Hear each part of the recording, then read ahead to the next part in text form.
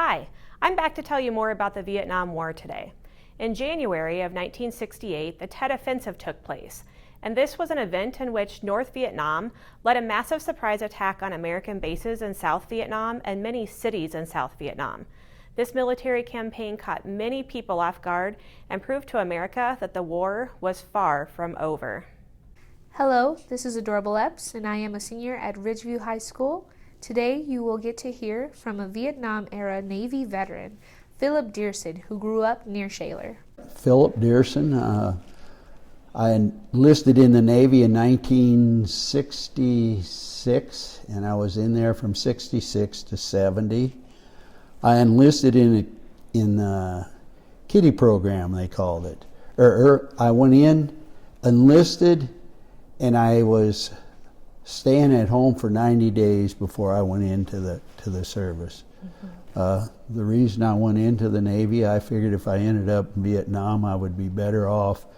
I would at least be sleeping in a bunk at night instead of a foxhole.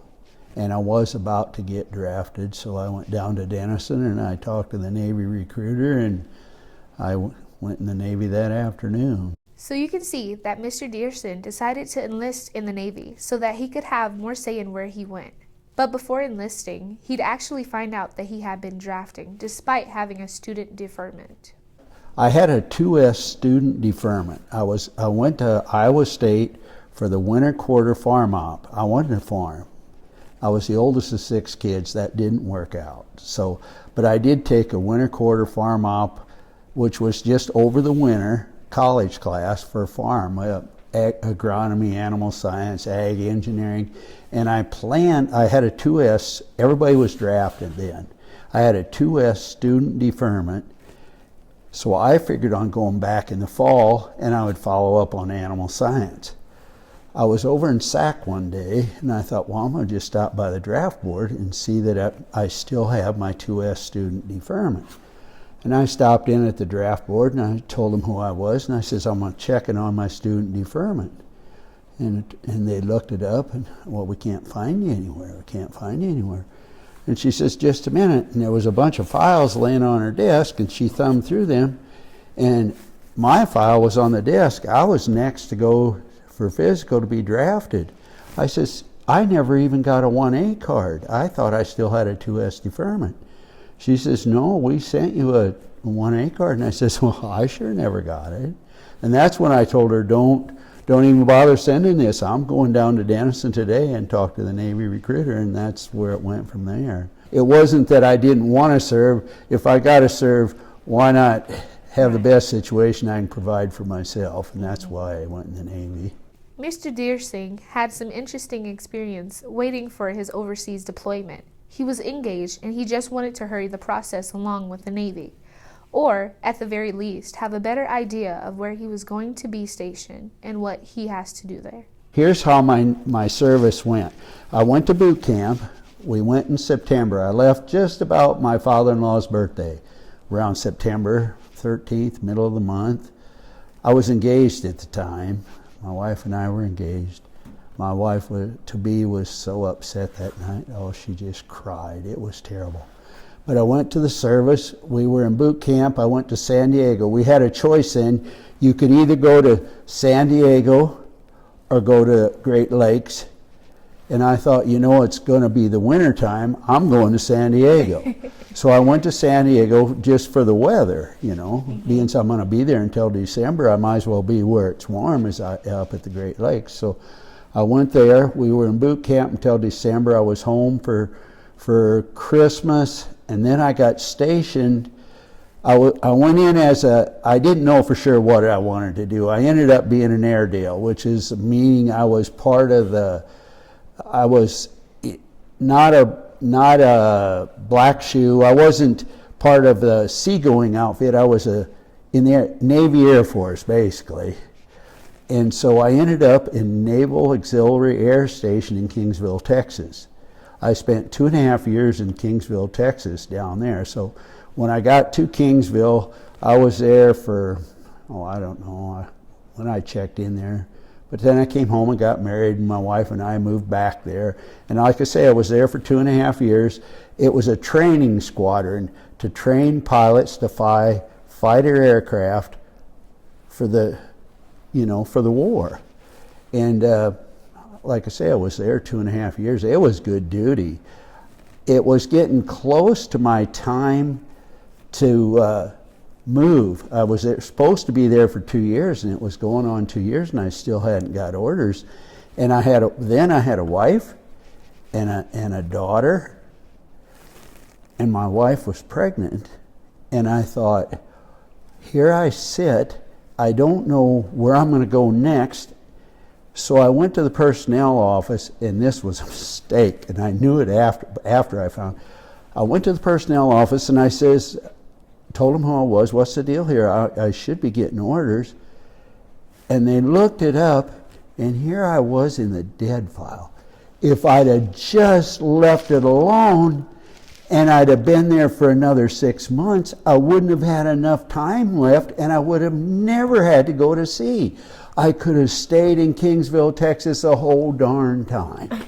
And I screwed it up myself, basically, checking, because I was worried that they would wake up one day, holy cow, Diersen's got to be moved, And here I have a wife that's pregnant, a 2-year-old daughter, and we got to move to God knows where, and I got a week or two to do it in. That's not a good scenario, and I didn't want to get caught like that.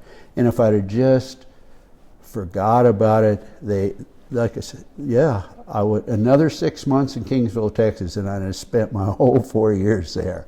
But anyway, I ended up in VA W-126, which was in Norfolk, Virginia, which is an early warning squadron. He was part of the 6th Fleet that eventually would be stationed in the Mediterranean region. It was interesting to hear about America's presence in the region, since a lot of it was to remind the Soviets we were in the area.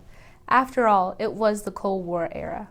We got deployed I was in the 6th Fleet, which was the East Coast. The 6th Fleet went to the Mediterranean, the 7th Fleet went to Vietnam.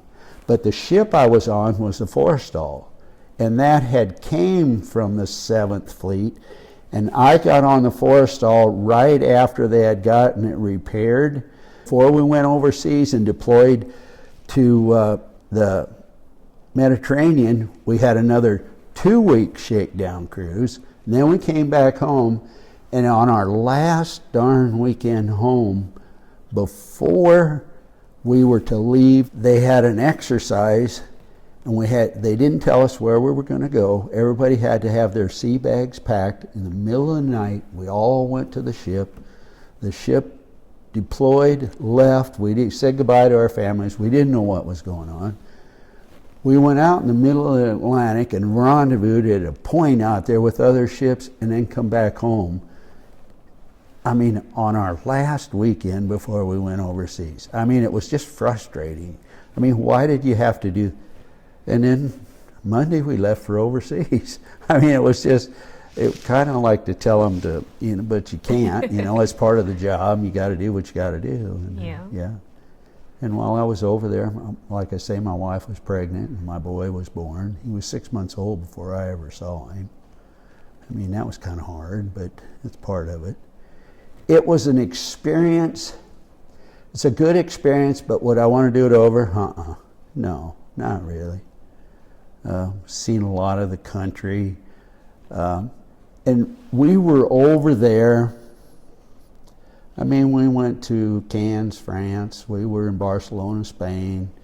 We were in Italy, Naples.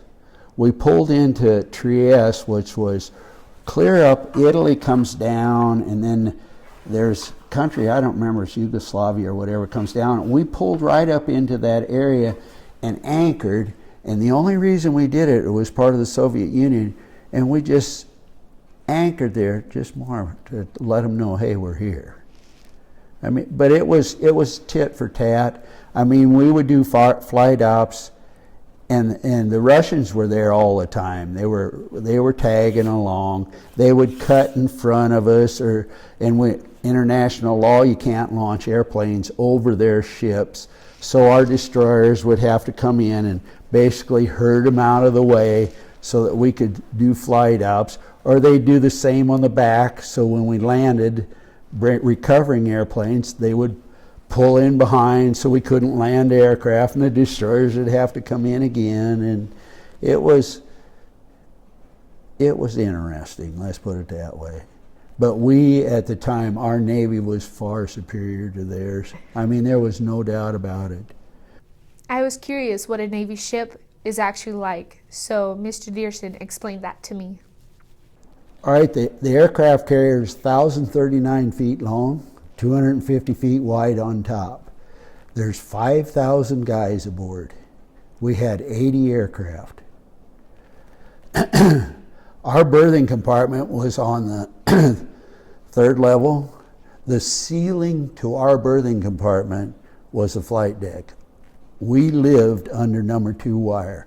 Number 2, when I say number 2 wire, there's 4 cables on the back of the aircraft to catch the planes when they land. We had an arresting gear room on both sides of our berthing compartment.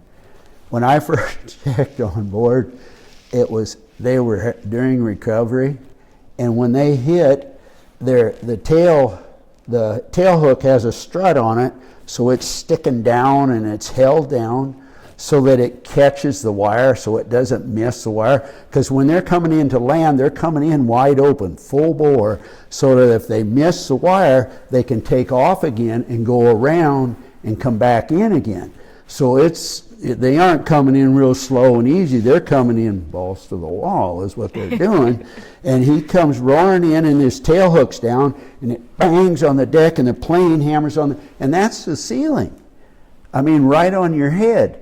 And then the arresting gear room on both sides, and that thing just screams when that cable goes out. And I thought, how in the heck am I ever going to sleep? In a week, you didn't hear a thing. I mean, you got so used to that, you didn't hear a thing. And in our berthing compartment was full of cubes, berthing cubes. It was like there was 6 bunks in that cube, plus your locker was under your mattress. So there was a guy on the bottom, a guy in the middle, and a guy on top. And then there was same on the other side. And we all lived in this cube, and there was this whole berthing compartment was full of cubes like this. But we had air conditioning. I mean, it was snug and cozy, don't get me wrong, but yeah, it was tight. But like I say, to get used to that noise, it didn't take long. I was second class E5. I wanted to be E5 before we left Kingsville because if I was E5, the government would move us. Mr. Diersen talked about his love for our country and the things we should keep an eye on. He also said his time in the Navy has helped him remember the importance of the little things in life. You appreciate your country more. You really do. I mean, we got a lot of things here. Just a lot of things that we take for granted in this country that you just don't realize. He had one last message to share, and I found it heartwarming. Just realized there was a lot of sacrifice over there. A lot. A friend of mine, I graduated from high school, got killed 6 weeks before he was to come home. 6 weeks. He was that close. And his son was born when he was over there. His boy never seen his dad, and his dad never seen his son. I mean, if you ever get a chance to go see the wall, the Vietnam Memorial, it'll just make you cry. It will. All those names, for what?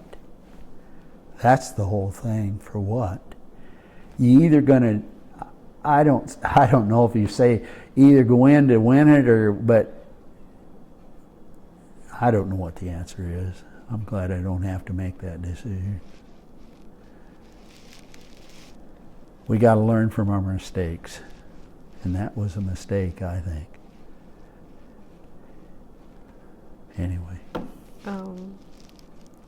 My final question, is there anything you want my classmates and I to make sure we truly understand about the Vietnam era?